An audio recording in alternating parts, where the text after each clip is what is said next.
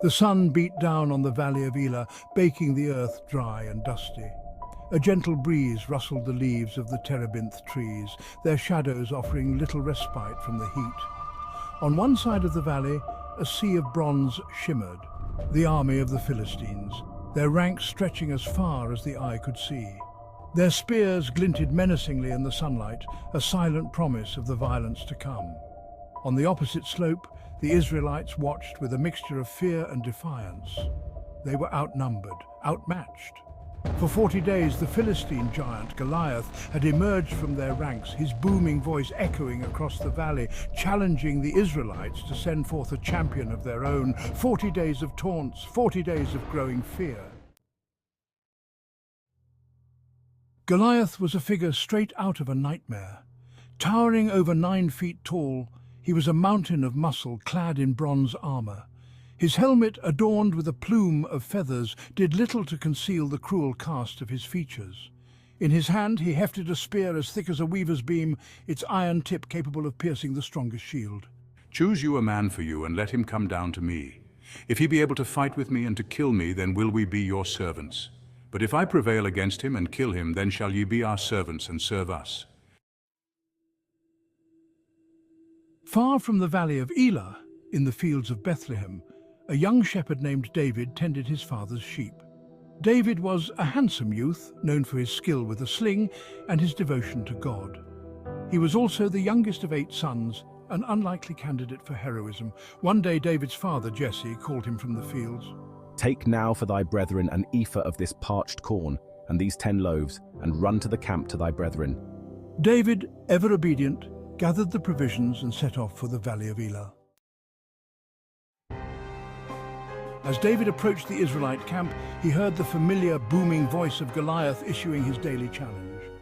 David's heart filled with righteous anger. Who is this uncircumcised Philistine that he should defy the armies of the living God? David's words reached the ears of his eldest brother Eliab, who rebuked him sharply. But David persisted, his faith unwavering.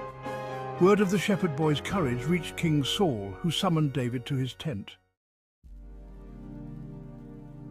David stood before King Saul, his voice calm despite the tension in the air. Let no man's heart fail because of him.